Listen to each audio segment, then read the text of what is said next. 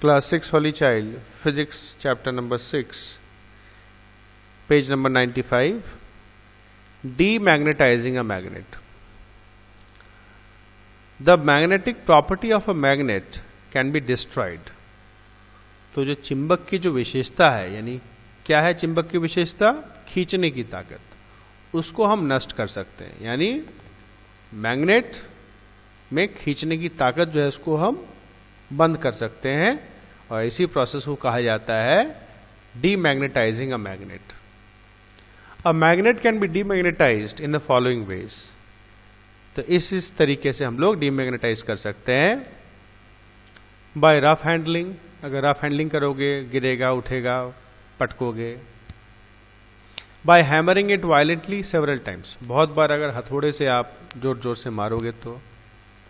Bye dropping it on the floor many times, कई बार अगर उसको फर्श पे पटक दोगे आप तो उसका ताकत चला जाएगा।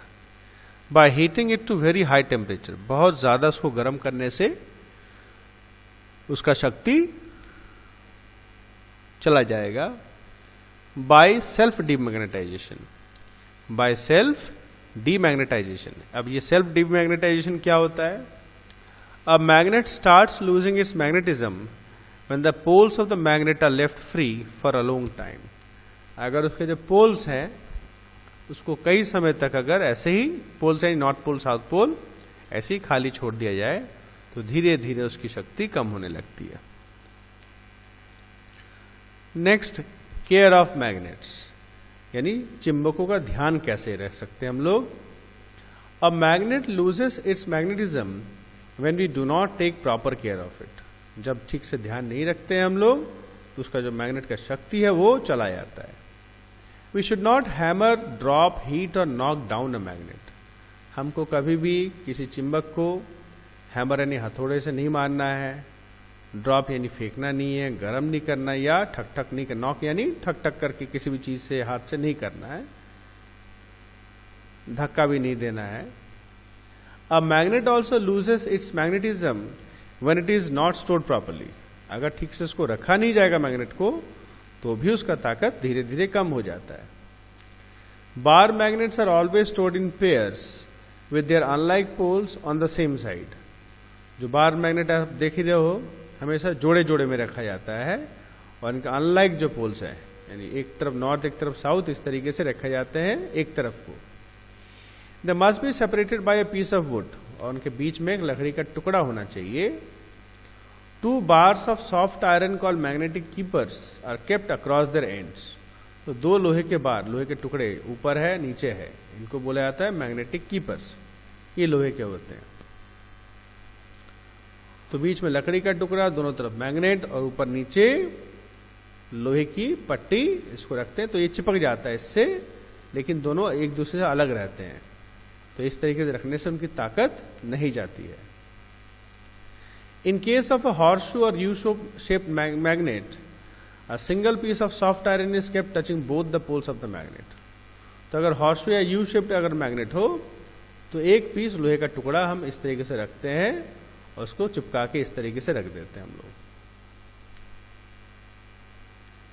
तो ये मैग्नेटिक कीपर है यू शेप्ड इसके लिए।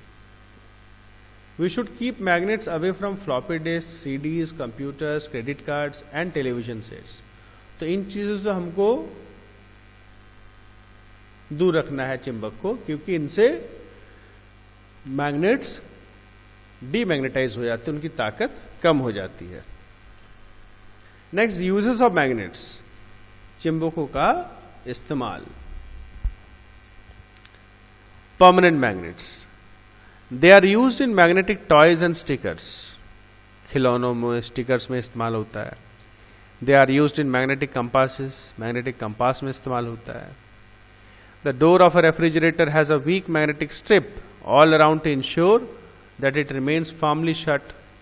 फ्रिज का जो दरवाजा रहता है उसके चारों तरफ एक कमजोर मैग्नेट की पट्टी लगी रहती है ताकि दरवाजा ठीक से चिपका रहे। Number 4, data, sound and images are stored on the special surfaces coated with magnetic material in computer hard disks, floppies audio and video tapes. तो जो भी डेटा है, यानी कोई भी इंफॉर्मेशन है, गाना हो गया, पिक्चर हो गया, ये स्पेशल सरफेस के ऊपर जिसके ऊपर मैग्नेटिक मटेरियल लगा हुआ रहता है, जैसे कि कंप्यूटर हार्ड डिस्क हो गया, फ्लॉपी हो गए, वीडियो टेप हो गए। भले ये आजकल बोलने को बंद हो गए हैं, आजकल तो सब पेन ड्राइव या डीवीडी चलता है, तो इसमें इस्तेमाल होता है। 5. Information is stored on magnetic strips in credit cards, ATM cards and airline tickets. तो दिख ही रहा है ये मैग्नेटिक स्ट्रिप, इसके ऊपर भी आपका पूरा इंफॉर्मेशन जो है, बैंक अकाउंट नंबर वगैरह सब कुछ इसमें रहता है। ये भी आजकल लगभग बंद हो गया है, क्योंकि इनकी जगह आपका चिप सिस्टम आ गया। अब एटीएम्स में, कार्ड्स में सब चिप सिस्टम आ गया। ये काफी पहले तक था, मतलब कुछ महीने तक था ये, अब सब एडवांस हो गया है। Number 6, they are used in devices like ammeter and galvanometer. तो ये कुछ यंत्र हैं, एमीटर हो गया, गैल्वेनोमीटर, ये करंट को मापने वापने में काम आते हैं, तो इसमें ये काम आते हैं। Next, temporary magnets. Temporary magnets को हम लोग इलेक्ट्रोमैग्नेट्स भी बोलते हैं। Strong electromagnets are used to lift big iron machines and steel girders. तो बड़े बड़े इलेक्ट्रोमैग्नेट्स कब कैसे बनते हैं, ये पढ़ा चुके हैं। जब करंट पास करते हैं, जितना ज्यादा करंट पास करेंगे उतना उसका ताकत बढ़ जाता है। तो बड़े बड़े आयरन के मशीन उठाने में काम आते हैं। स्टील गिर्डर्स यानी बड़े बड़े जो लोहे स्टील्स के जो बर्तन वगैरह होते हैं, बॉयलर वगैरह होते हैं, उनको उठाने में काम आते हैं। In hospital, strong magnets are used to remove iron और steel splinters from patients eyes और other parts of the body. तो जैसे लड़ाई वगैरह में क्या होता है, बम बारूद फटता है, तो उसके लोहे के छर्रे, छोटे छोटे टुकड़े, ये सब बम से फट के निकलता है, तो घुस जाता है आंखों में, शरीर में। तो बहुत स्ट्रांग मैग्नेट की सहायता से उनको निकाल लिया जाता है। क्यों, आंखों में तो छोटे छोटे घुसते हैं, तो ऑपरेशन तो काफी दिक्कत वाला होता है, लेकिन चिंबक की मदद से हम आसानी से निकाल सकते हैं।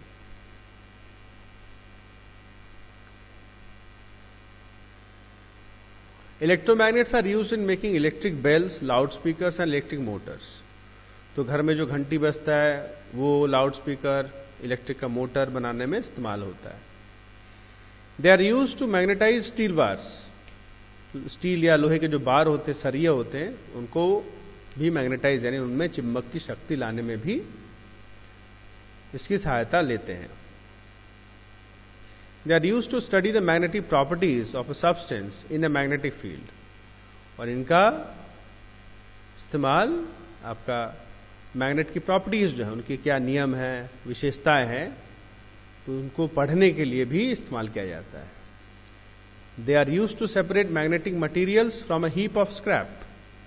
तो समझ लो एक पूरा ढेर है, कचरा का ढेर है, उसमें से अगर कोई मैग्नेटिक मटेरियल है, यानी आयरन, निकल, कोबाल्ट, ये सब हुआ, तो चिंबक की मदद से उनको अलग कर सकते हैं आसानी से। डू यू नो देखेंगे द एमआरआई का मतलब है magnetic resonance imaging.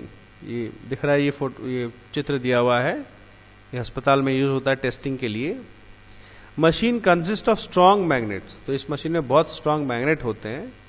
These magnets create a magnetic field that affects the body of the patient and helps capture an image of the organs and structures inside the body. तो उसकी वजह से शरीर के अंदर के जो भाग वगैरह हैं उनके फोटो खींचने में मदद करते हैं। Health care professionals use MRI scans to diagnose tumors and for examining the brain and spinal cord.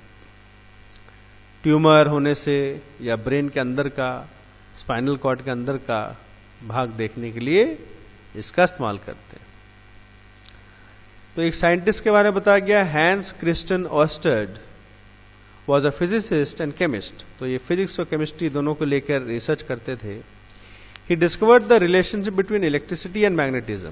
तो उन्होंने करंट और चिंबक के बीच में जो कनेक्शन है उसको खोजा था, जिसको हम इलेक्ट्रोमैग्नेटिज्म बोलते हैं। कौन से साल में? 1806। Oersted became a professor at the University of Copenhagen during one of his lectures. He noticed a deflection in the magnetic needle when the electric current from a battery used by him was switched on and off. तो उन्होंने एक बार lecture देते time देखा कि उनके पास एक compass था, तो एक बैटरी जब उनके पास रखा हुआ तो उसको ऑन या ऑफ किया तो देखा कि वही मैग्नेट का जो कांटा है, मैग्नेटिक कंपास का जो कांटा है वो हिल रहा था. He found that a magnetic field is produced that deflects the needle. तो उन्होंने देखा कि करंट की वजह से जब ऑन किया गया तो एक मैग्नेटिक फील्ड तैयार हुआ, चुंबकीय इलाका, जिसमें चुंबक का शक्ति थोड़ा सा आ जाता है. Later his name was adopted for the physical unit of magnetic field strength. उनके बाद इनके नाम से ही मैग्नेटिक फील्ड यानी ऑस्टेड ये नाम इस्तेमाल किया गया. ये शॉर्ट क्वेश्चन है, इनको आप टिक वाला तो बुक में करोगे और बी वाला आपको कॉपी में करना है. ट्रू फॉल्स करना है, जो गलत होगा गलत को आपको सही करके लिखना है, तो इसको आपको कॉपी में करना है. और एक और काम करना पड़ेगा आपको,